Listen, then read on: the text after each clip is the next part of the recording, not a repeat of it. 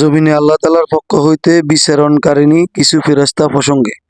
হাদিসটি আবু হুরায়রা রাদিয়াল্লাহু তাআলা আনহু হতে বর্ণিত এবং আবু সাঈদ আল খুদরি রাদিয়াল্লাহু তাআলা আনহু হতে বর্ণিত আছে।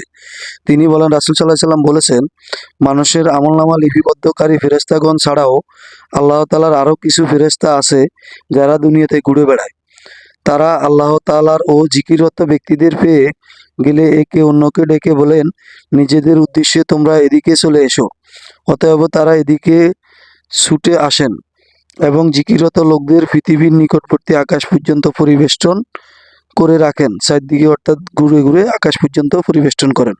রাসূল সাল্লাল্লাহু আলাইহি সাল্লাম বলেন, আল্লাহ তাআলা সেই সময় ফেরেশতাদেরকে বলেন, আমার বান্দাদেরকে তোমরা কি কাজরত অবস্থায় ছেড়ে এসেছো প্রশ্ন করে।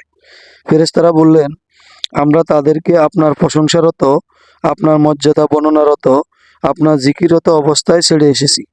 রাসূল সাল্লাল্লাহু আলাইহি সাল্লাম বলেন, তাদের আল্লাহ তাআলা বলেন, তারা আমাকে কি দেখেছে? ফেরেশতারা বললেন, না। নবী সাল্লাল্লাহু আলাইহি সাল্লাম বলেন, আল্লাহ তাআলা পুনরায় প্রশ্ন করেন, তারা আমাকে দেখলে কেমন হতো? ফেরেশতারা বললেন, তারা আপনার দর্শন পেলে আপনার অনেক বেশি প্রশংসাকারী, অধিকও বর্ণনাকারী, অধিক জিকিরকারী হতো। রাসূল সাল্লাল্লাহু আলাইহি সাল্লাম বলেন, আল্লাহ তাআলা ফেরেশতাদের আবারও বলেন, তারা আমার কাছে কি চায়? ফেরেশতারা বললেন, আপনার নিকট জান্নাত চায়, জান্নাত পেতে চায়। রাসূল সাল্লাল্লাহু আলাইহি সাল্লাম বললেন, আল্লাহ তাআলা তখন প্রশ্ন করেন, তারা কি জান্নাত দেখেছে? ফেরেশতারা বললেন, না। রাসূল সাল্লাল্লাহু আলাইহি সাল্লাম বলেন, আল্লাহ তাআলা তাদেরকে প্রশ্ন করেন, তারা তা প্রত্যক্ষ করলে বা দেখলে কেমন হতো? রাসূল সাল্লাল্লাহু আলাইহি সাল্লাম বলেন, ফেরেশতারা উত্তর দেন, জান্নাতের প্রদর্শন পেলে তারা পাওয়ার আরও অধিক প্রার্থনা করত, আরও বেশি আকাঙ্ক্ষা করত। রাসূল সাল্লাল্লাহু আলাইহি সাল্লাম বলেন, আল্লাহ তাআলা আবারও প্রশ্ন করেন, তারা কোন বস্তু হইতে আমার নিকট আশ্রয় প্রার্থনা করে?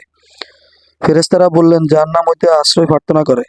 রাসূল সাল্লাল্লাহু আলাইহি সাল্লাম বলেন, আল্লাহ তাআলা তখন প্রশ্ন করেন, তারা কি জাহান্নাম দেখেছে? ফেরেশতারা বললেন, না। রাসূল সাল্লাল্লাহু আলাইহি সাল্লাম বললেন, আল্লাহ তাআলা বলেন, তারা তা প্রত্যক্ষ করলে কেমন হতো? ফেরেশতারা বললেন, তারা তা প্রত্যক্ষ করলে তা থেকে আরো অধিক পালিয়ে যেত, আরো অধিক বেশি ভয় করত এবং তা থেকে বাঁচার জন্য আপনার নিকট আরো বেশি প্রার্থনা করত। নবী সাল্লাল্লাহু আলাইহি সাল্লাম বললেন, আল্লাহ তাআলা বলেন, তাদেরকে অধিক ও সাক্ষী রাখছি যে আমি ও তাদেরকে মাফ করে দিলাম। সুবহানাল্লাহ। আল্লাহ তাআলা ফেরেশতাদের সাক্ষী রেখে মানুষকে মাফ করে দেন। তখন ফেরেশতারা বলেন, তাদের মাঝে এমন এক লোক আছে যে তাদের সঙ্গে একত্র হওয়ার জন্য আসেনি, বরং ভিন্ন কোনো দরকারে এসেছে।